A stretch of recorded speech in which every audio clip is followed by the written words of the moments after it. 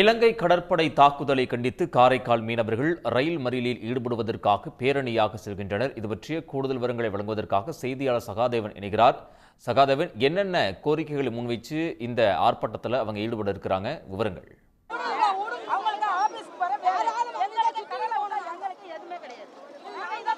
காரைக்கால் மீனவர்கள் மீது துப்பாக்கிச்சூடு நடத்தி இலங்கை கடற்படை கைது சம்பவத்தை கண்டித்து கிட்டத்தட்ட ஒரு வார காலமாக மீனவர்கள் தொடர் போராட்டத்தில் ஈடுபட்டு கொண்டிருக்கிறார்கள். கண்டன ஆர்ப்பாட்டம், கருப்பு கொடி போராட்டம், அதே போல வேலை நிறுத்த போராட்டம் என பல்வேறு கட்ட போராட்டங்களை முன்னெடுத்த மீனவர்கள் அரசு தரப்பிலிருந்து இதுவரை எந்த விதமான செவிசாய்க்காத காரணத்தினால் இன்று ரயில் மறியல் போராட்டத்தில் இறங்கியிருக்கிறார்கள். காரைக்கால் ரயில் நிலையத்தில் தஞ்சாவூருக்கு செல்ல இருந்த அந்த ரயிலை மறித்து போராட்டத்தில் ஈடுபட்டிருக்கிறார்கள். இந்த போராட்டத்தில் காவல்துறையினருக்கும் மீனவர்களுக்கும் ஒரு கடுமையான தள்ளுமுள்ளு ஏற்பட்டது.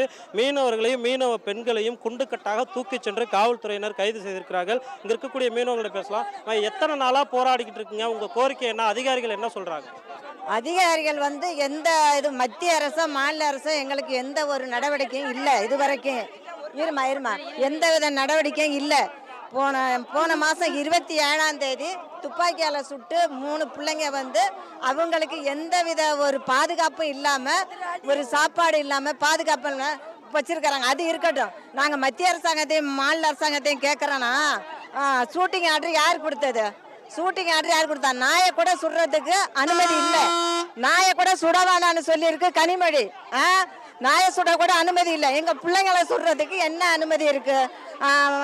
எதுக்கு சுட்டாங்க? நாங்கள் என்ன தப்பு செஞ்சோம்? எங்களுக்கு கடல் தான், எங்களோட வாழ்வாதாரமே கடல் தான். கடலை நம்பி தான் எல்லாமே நாங்கள் இருக்கிறது. கடலை நம்பி தான். அந்த கடலில் மீன் பிடிக்க போனால் இயற்கையின் சீற்றத்தால் திசை மாறுறது உண்டு. நாங்கள் அந்த எல்லைக்குன்னு போகலை. இயற்கையின் சீற்றத்தால் திசை மாறுது. அப்படி போகிற பட்சத்தில் நேவல் எங்கள்கிட்ட காசு வாங்கி துப்பாக்கி வாங்கி எங்களையே சுட்டு எங்கள் பிள்ளைகளை ஜெயில். எதுக்கே ஜெயிலு? 40 லட்சம் ரூபாய் பணம் அபதாரம் எதுக்கு? நாங்கள் கொடுக்குறோம் இன்னைக்கு சோத்துக்கு. எங்கள் வருமானத்தில் இருந்து சாப்பாட்டுக்கு போகுது இந்திய கவர்மெண்ட்டு. எங்கள் வருமானத்தில் இருந்து சாப்பாடு கொடுக்குது மத்திய கவர்மெண்ட்டுக்கு. இதுக்கு இலங்கைக்கு எங்க வருமானத்தில் சாப்பிட்றாங்க. எங்களே தொழில் பண்ண விடலனாக்கா இந்த அநியாயத்தை தட்டி கேட்க ஆள் இல்லை. யாரு கேட்கறது? மத்திய அமைச்சர், மத்திய பிரதமர், இவர் முதலமைச்சர் பிரம்மச்சாரி. அவங்க கல்யாணம் ஆகி குழந்தை குட்டியெல்லாம் அவங்களுக்கு இருக்கிறதா இருந்தா எங்களோட தாய்மை உணர்வு தெரியும். அதனால எதுவுமே தெரியாத இப்படி நாங்கள் இப்போ ரோட்டில் நிற்கிறோம். கடல்ல போராடுறது போராட்டம், ரோட்ல போராடுறோம், கரையில போராடுறோம். எங்க பார்த்தாலும் எங்க போராட்டம் தானே வாழ்க்கை. வருஷத்துக்கு 60,000 கோடி வருமானம் சம்பாதிச்சு கொடுக்குறோம் இந்த கவர்மெண்ட்டுக்கு, இந்திய கவர்மெண்ட்டுக்கு.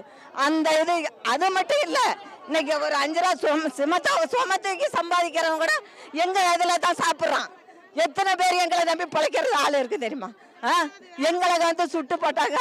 இந்த இருக்க அம்மா, அதோட சுட்டு அங்க கிடக்குற அம்மா, அந்த கால் என்னாச்சுன்னு தெரியல. இது வரைக்கும் காலில் என்னாச்சு?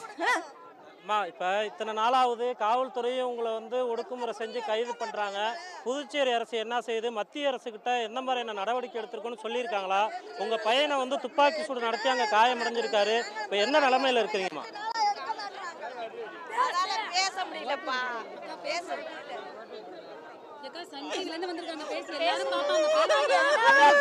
பேசுமா. என் பிள்ளைய நீ வீட்டுக்கு கொடுக்கான்னு சொல்லு. என் பிள்ளைய வீட்டுக்கு கொடுக்கான்னு சொல்லு.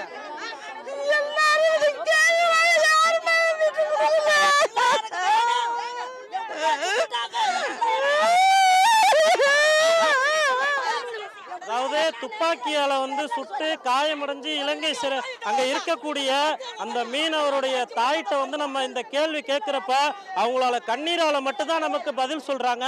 குறிப்பா அங்க இருக்கக்கூடிய ஒட்டுமொத்த மீனவ பெண்களும் கண்ணீர் மல்க கதறி எழுது அவங்களுடைய மீனவர்களை மீட்டு தரணும், ஒரு நிரந்தர தீர்வு கொடுக்கணும்ன்ற ஒற்றை கோரிக்கையை வலியுறுத்தி தான் அவங்களுடைய போராட்டம் நடந்துகிட்டு இருக்கு.